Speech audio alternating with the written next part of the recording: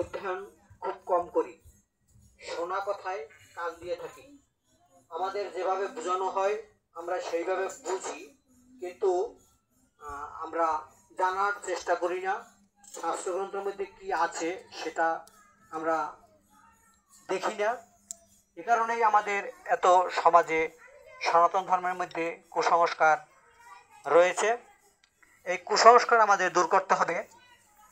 যেমন আমাদের মা বাবা মারা গেলে গলায় যে আমরা দড়া বাঁধি, মাথার চুল ন্যাড়া করি, এগুলো আমরা করে থাকি, কিন্তু শাস্ত্রের মধ্যে এগুলো করা নিষেধও আছে।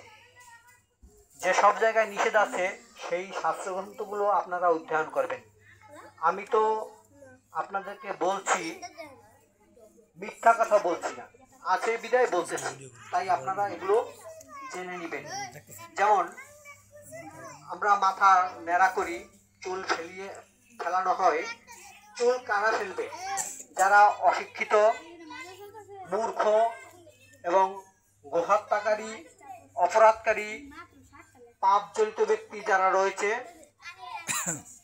যারা মায়ের সাথে ব্যভিচারী করে, এই সব ধরনের পাপে যারা লিপ্ত, তারা মাথার চুল ফেলবে।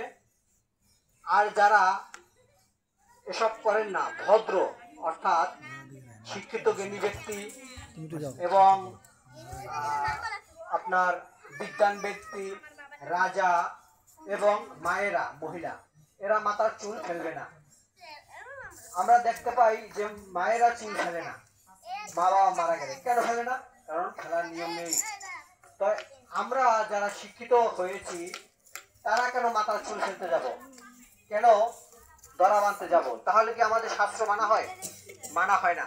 শাস্ত্র যদি মেনেই থাকি, আমরা মাথার চুল ফেলবো না এবং গলায় দড়া বাঁধবো না, এগুলো নেই। মানুষ মারা যায়, মানুষ মারা গেলে আমরা বলি মানুষ মারা যায়, কিন্তু মানুষ মারা যায় না। মানুষ কি করে?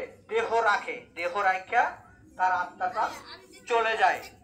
জন্মিলে মরিতে হবে, মরিলে জন্মগ্রহণ করতে হবে, এটা তো সত্য। তাহলে আমরা কিভাবে বলি যে মানুষ মারা যায়? এগুলো আমাদের মুখ রোচক কথা, বাস্তব নয়। তাই আমাদের বাস্তবটাকে জানতে হবে, বুঝতে হবে। মানুষ যদি মারা যায় বা দেহ রাখে, তাহলে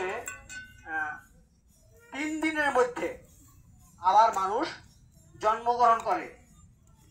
3 দিন, 1 দিন 2 দিন 3 দিনের মধ্যে তারা জন্মগ্রহণ করে, আবার পুনরায় সে আর একটা দেহ ধারণ করে। এটা কিরকম? যেমন 3 দিন পরে একটা মায়ের গর্ভে ওই আত্মাটা প্রবেশ করে, জন্ম নেয়। জন্ম নিতে নিতে আরো 1 বছর লেগে যায়, 10 মাস 10 দিন লেগে যায়। কিন্তু আমরা এই আত্মাটা যখন চলে যায়, এর জন্য আমরা কি করি? শ্রাদ্ধ করি, বিভিন্ন মন্ত্র পাঠ করি, দান ধ্যান করে থাকি। কিন্তু আমরা বুঝি, জানি, কিন্তু মানি না। সেটা কিরকম?